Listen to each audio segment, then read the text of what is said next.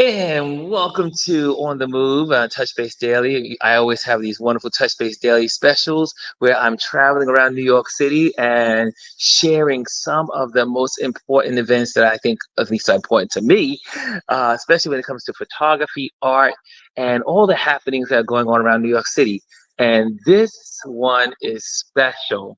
This one is very special because it is my dear friend, Mr. Madhavan and of KP Madhavan, and he has his show here at the SoHo Photo Gallery here in Tribeca, and it's another one of my favorite galleries. But it is such a great reward to see his photos on the wall. And so, with no further ado, I'm going to say, let me just get my camera right here, because now I've learned how to do all this camera work. And here we go. Let's get this camera right. And I'm going to say, welcome to Mr. Madhavan. What's going on, sir? It's so good to see you. He's like, what's going on? And we photographers do not like to be on the opposite side of the lens, just to know. But first of all, let me just give you you guys, looking at this, the work. And it starts from over here. We're gonna walk through it together with Madhavan. Oh, definitely. Oh, definitely. But this is so you can see the magnitude of it. And then he's going to share his theory and how he created it and how he laid these things out. But guys, we're going to be close up and you are going to be blown away by this work. I mean, I am so proud of my friend. I mean, every one of these photos makes you go, ah, makes you go, ah. So here we go. So Madhavan, what's going on here? Well, first of all, how did you come up with this? How did this all happen? So all of these photos were taken over, I guess, maybe over a 2-year period. Uh, Various trips I've taken, workshops, personal trips, workshops, self-inspired, self-motivated. And when you're a member of the gallery, there's always pressure, and I use pressure loosely. It's not really pressure. It's just sort of encouragement, maybe is a better way of saying it, to get your work up on the wall. That's why we're members of a gallery. We want to exhibit, right? That's the idea. And I have participated in 2 group shows, meaning a group show. You remember, I Ryan? remember, yes. Upstairs with a whole bunch of other members, and I submitted 1 or 2 photos. They got accepted, and I was on the wall with 105, 110 other photographers. But the goal for any gallery member is to have your own show. So you're not sharing wall space with anybody else. Yes. This is my work. Mm-hmm. We get to talk about it. There's over there is the artist statement. It tells me what inspired me, what it's meant to be, how this all came to be. So the body of work which are about to look at here, just to give you a sense of scale, it's all fine art paper. The prints themselves are printed on 17 by 22 paper. Mm-hmm. I printed those myself. Yes. I have some printer at home. 17 by 22 fine art paper and then framed. So you imagine this is like 22 by 26 framed. Yes. Right. On metal frames. So let me give you just a little bit of the backstory. Yes. How important the paper was printed on. Well, no, that's good information too, because I'm sure there's other photographers that are inside that want to do this someday as well. And they're probably saying, what kind of paper do I use? What kind of framing do I use? Where do I go? How do I start? And so every bit of information is so important to people that are viewing. So, just on that note, right? I mean, when I started in this gallery for the longest time, even before I was a member of the gallery, I was like very partial to printing on photometallic paper. I felt like it made, because I tend to, use a lot of saturated colors, sunrise, and sunset. Photometallic really picks it up. The thing with photometallic paper, and I've learned this has been an evolution, right? A self journey. When you print it really large, like this size, it looks like a poster. It doesn't look like fine art. It looks like a poster. Okay. So translation, it looks cheap. It looks cheap. And so, a lot of the other work on the walls here, you'll see, are printed on glossy, matte paper. But they're like, it's called like bright rag paper. And my work does not look like rag paper. It just doesn't. Right? Rag paper is cotton based. I'm cellulosic cotton based. So a couple of the guys here, a couple of members suggested to me, have you ever looked at Barita paper? Or it's also called burrita. Some people call burrita. Okay, gotcha. I've heard of that. Baryta. Yes. Burrita. And it's a good compromise. This is all Barita paper. It's a semi-gloss. It sort of looks like gloss or it looks like matte. Yes. But the rich color. So enough about that. That was good information, y'all. That was good.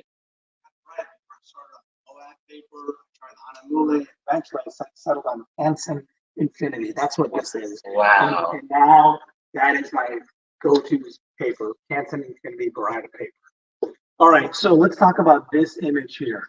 This image was taken in 2022, October 2022, in Jasper, Alberta. Which unfortunately, I don't know what this scene looks like today. If you're familiar with all the fires, yes, the wildfires. 70% destroyed. Oh so I don't know if this even exists. But this is a lake called Pyramid Lake, and this is back there is Pyramid Island, and this walkway takes you from the mainland across the lake to Pyramid Island, and there's this mountain range in the back. So I got here at about 5 or so in the morning.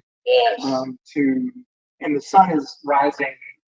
So if I'm looking that way, the sun is rising over my right shoulder at like 4 o'clock, right? So it's behind me to my right, and you can see the tips. That's what I love. I love it. Just starting to glow. Just to get that, just getting. And now, is it snow that's up here, or is it just the granite rock? Wow. There's snow up on the upper elevations, but not snow. Gotcha. Wow. So that's really on Pyramid Island, overlooking Pyramid Lake. That looks amazing. So that's the Canadian Rockies. The Canadian Rockies. Now what's going on over here? To Patagonia. This is Argentina. Oh. And so this mountain peak is Mount Fitzroy. So Mount Fitzroy is the iconic mountain in Argentinian Patagonia. Wow.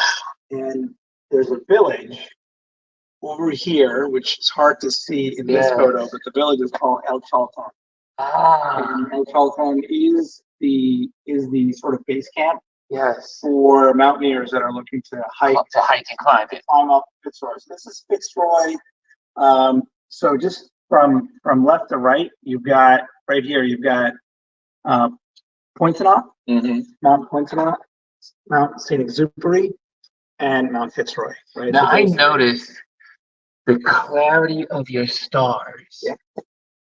I mean, how did you make that happen? That I noticed in a lot of your night photography, you are able to make a person feel like you're right there, not only because of what you're showing, but because of the stars. Yeah. So in this picture, there's no star enhancement other than maybe just a little boost in clarity. Yeah. That's it, right? Other than that, I didn't do any enhancement. But it was shot on a wide angle lens, a very fast wide angle lens, so f2.8.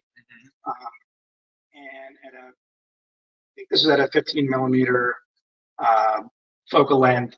So I said f2.8. I typically, for stars, don't like to shoot faster or longer than 8 to 10 seconds. Okay. This might have been 10 seconds. Wow. Anything longer than that, you're going to see little You streaks. start seeing the movement. Because you'll see as the Earth moves, right? Yes. The stars are moving, the Earth is moving, everything's moving. And this was a car that was coming out of the city, or out of the town, right? Out of the town of Chaltan, going in. Is that one car, and the exposure is The sky was taken at 10 seconds. okay. And the time it took this car to go from here to here was about 30 seconds. Wow. The shutter was open for 30 seconds to get that guy to complete his. Wow. You know, and then it looks beautiful. And what really makes this pop for me is the flare. It's this flare. That flare, yeah. This flare, but yeah, the thin flares are just. So the funny thing is, so cool. The second flare really annoyed me. Really? When I first took it, because I was like, I'm fine with the one, but the two. Oh my God! It's the balance of the two. It's the balance of the two.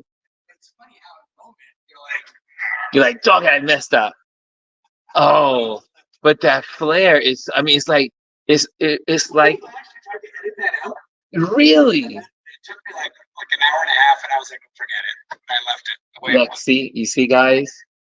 Sometimes we are our worst enemy. We are our worst enemy or our worst critic. What is going? So, So, by the way, this piece is titled "Escape from Chaltan." I have no idea what this guy is doing. Yes. But he seems to be going somewhere at high speed. And he's going fast. At 5:30. He's like, Such a beautiful part of the world. Yeah. So this is, as I said, the Argentinian side of Patagonia. Yes. On the other side of this mountain range, yes, is Chile. Right on the other side. In fact, the border runs right behind. There's parts of the Fitzroy Massif that lie in Chile. The peak lies in Argentina, but the backside of the mountain lies in Chile. So, and that's still Patagonia, right? That's the Chilean side of Patagonia. So, going from Argentina to the Chilean side of Patagonia. Oh, I like how you got this laid out, sir. There's a method to his laying out of these photos, y'all. Now, I'm going to tell you something about this. I got a lot of skeptics on this one saying you photoshopped that rainbow. No, I didn't. Yeah, the rainbow. No, I didn't. It's a double rainbow. There's a second rainbow. But no, I didn't. So this morning was taken. Oh, now is this ice? No. Is this a cold morning or is it? No. What time of year is this? This was in March. March. Okay. So which would be their fall. Their fall. Yeah, their autumn. And so this mountain range here, this mountain is called the Pine Grande.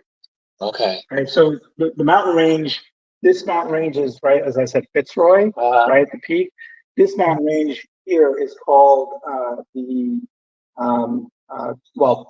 the park is called Torres del Paine. Okay. Towers of Paine. Wow. Paine, Paine. And this is Pine Grande, so the Grand Mountain, which is top of it you can't see, right? Beautiful. So we got out there for sunrise. Sunrise didn't happen. In fact, it was boring. So I had my rain. So this is raining. It wasn't. There's a whole bunch of us out there. We all have our rain. So this is that what's causing these ripples in the water? So that's the winds. So what happened was it was raining. We all have our rain gear on. Our cameras are covered, and then we're like, "There's no sunrise to happen here." Yes. Right? And our guide was like, "Just wait. So we wait and we wait and we wait, and the rain stops. And the clouds part for about 5 minutes. And you got that rainbow. And I got this rainbow. I got some morning color here. You can see a little bit of color on the mountain. And then, as quickly as the clouds cleared, they closed back up and it started raining again. Wow! It was a moment in time. So you got the gift. This is called this log here. My friend Mario and I looked at it and we're like, I don't know, maybe we're retired. You feel like you're deprived of caffeine or whatever. Well, I said it looks like a dragon. Yeah. Oh, look, I can see the dragon right here. He says it looks like a llama. I thought it looked like a claw. I think it's like the claw coming out. So I call this dragons and unicorns. Ah, That's the name of this piece. beautiful. This is beautiful, bro. Look at that. So Oh, let's keep going. This is back to the Canadian Rockies. yeah. This is in Banff. The first one I showed you was in Jasper. This is a little bit south, 3 hours south of Jasper is the town, city of Banff. And this lake is called Two Jack Lake because there were two Jacks. Jack, I don't remember their last names. They were best buddies, and they had like a mill that they operated somewhere nearby. And I'm seeing a tent. Is that a tent back there? It's a tent back Holy, okay. So this is one of my favorite pieces because it kind of looks like metallic. Yeah. The lake just looks metallic, and It's so crisp. There's not a, and there's no wind here.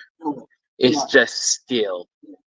So, and I love how the rock placements, your foregrounds. Right. So one of the things that you'll often find in a lot of my photos is you'll find rocks in the corner. Yes. Exactly. That's a anchor. It's an anchor. Yes. Yes. It grounds the photo. It grounds the photo. And particularly when you put it in the corner, because I like to think that the entire scene, the entire photo pivots around that rock. Think of it that way. Grab it, you grab it there. Gotcha. Right? This is Two Jack Lake. That mountain is a famous mountain in Banff. It's called Mount Rundle. Mount Rundle. Mount Rundle is the mountain in Banff. Wow. For scenery. There's lots of mountains around Banff. Yes. Mount Rundle is the one that is always in the backdrop of every photo. And the air must be like, when you took this picture, the morning air was just brilliant. Now, what is going? This is one of my favorites. Look at that. Look at this. Fishing village of Hamnoy in the Lofoten Islands. Yes. So it's about, I don't know, a couple of 100 miles north of the Arctic Circle. Oh, okay. North of the Arctic Circle. But this is the village of Hamnoy. These are all fishing shacks. Fishermen live there. I'm standing up on a bridge. Yes. And this was the moment of sunrise. Again, the sun is rising above my right shoulder. And this moment is right where the mountain, the massif, was lit up by the morning sun. Wow. I mean, how did you know to go to this spot to take this photo? I was with two of my mentors. Okay. They've been here. They were there. Oh, you were like, and when you saw this, you must have been like, wow. Guys, just so you know, we're with Mr. KP Madhavan, his first name, and this beautiful exhibition is called Solitude, with all great reasoning, and he's taking us through his work. All right, so let's keep going. Yes. This is the only one that is not in the exotic location. Yes. This is in Guilford, Connecticut, on the Guilford-Madison border, just where I lived for many, many, many years. I was going to teach a sunset workshop, and I show up, and just like that dragons and unicorns. Yes. Yes, fog, overcast skies. It was thick as soup. And so everybody decides they're going to leave. And I was like, I'm just hanging around then. I'm just going to see what moody shots I can get. And I got the shot. And I looked at it and I thought, that's really cool. It's not a sunset like I want it, but man, it's like. It is one of my favorites. You can just sit here and stare at it. It takes you in. It really absorbs you. You are not only a spectator of this photo, but you are drawn in to be a part of it. Is it? Gone. Here we go. What's going on here? This is beautiful. Actually, the third Vermilion Lake. There's three Vermilion Lakes. Okay. Vermilion Lake, the first, second, third Vermilion Lake. This is number 3. And so in this particular case, I was here to shoot a sunset. right? And uh, it, what happened was the sun did set, but it was not that great of a sunset. Yes. And I was a bit disappointed. There was a guy next to me. He was a bit disappointed. We started putting our gear away, and I started turning back toward the car. Suddenly, there's a little kid who starts shouting, "Hey guys, look, look!" Yeah. And I came around, and I said, "The moon started to rise. The moon was rising right over the tip of this right there, right?" And I was like, "Oh my god!" So like I got all my stuff out, set up the tripod, put the zoom lens on and everything.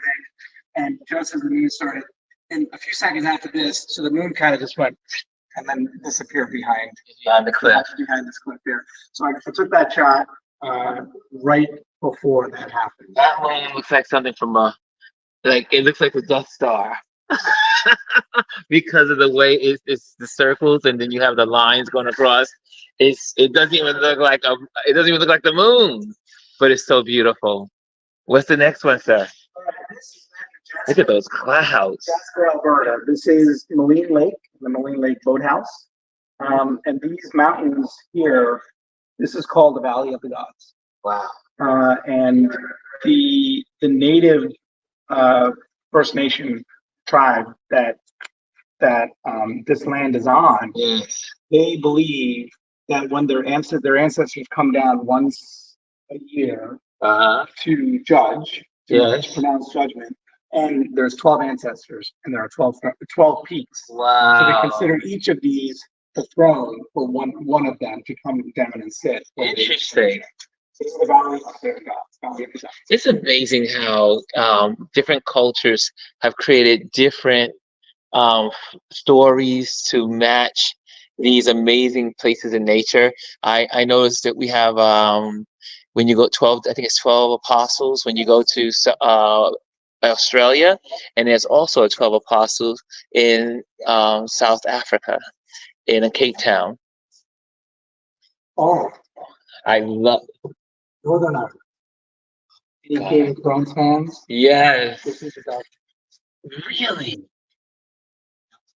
So, look at those trees. It's just like so thick. It's scary. It looks like something from a. It, Could be a horror movie. it could be a horror movie, but because of the beauty of the sunlight or the setting light, because there's a theme behind all this. For those that don't know, if you haven't picked it up lately, as we've gone through this, but this and who's this gentleman? Just walking through. He stopped. He saw me set up my tripod there, and he was waiting for me to take a photo. And I said, "Actually, if you don't mind, just keep walking." And he said, "Are you sure?" I said, "Yes, absolutely." So he did. Took his picture. This is beautiful, priceless, and you know how I felt about the Northern Lights. Back to Norway, the Lofoten Islands. We saw Aurora every single night. It was just to the point where you're like, "Oh my god, another Aurora!" Another one, another one. But literally, this is right outside the cottages where we were staying. Yeah. So I strolled out of our cottage, put our jackets on, boots, and our gloves on. Wow.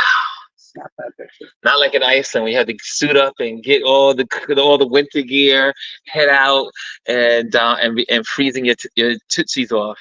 Okay. Look at the stars. Back to that. This is the second Vermilion Lake. That is a selfie. So that is me standing on the dock.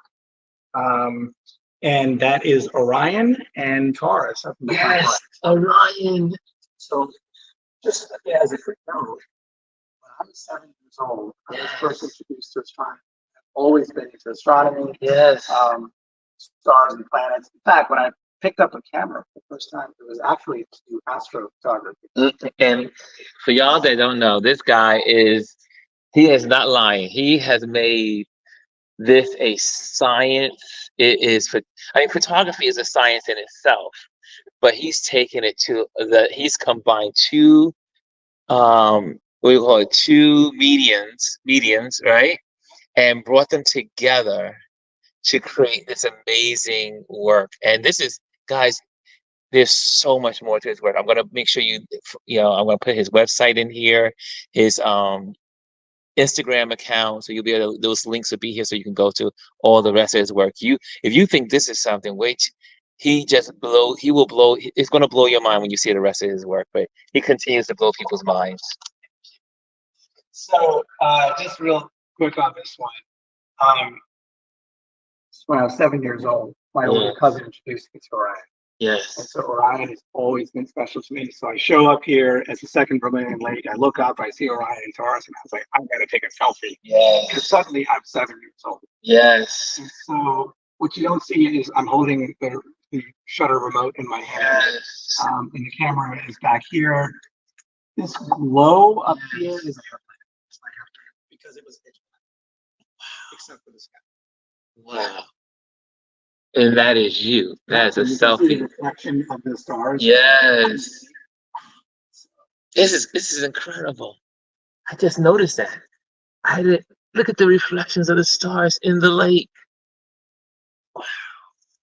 And this one. Finally, the last one is back to Chile and Patagonia. Yes. These are called the cuernos, which in Spanish means the horns.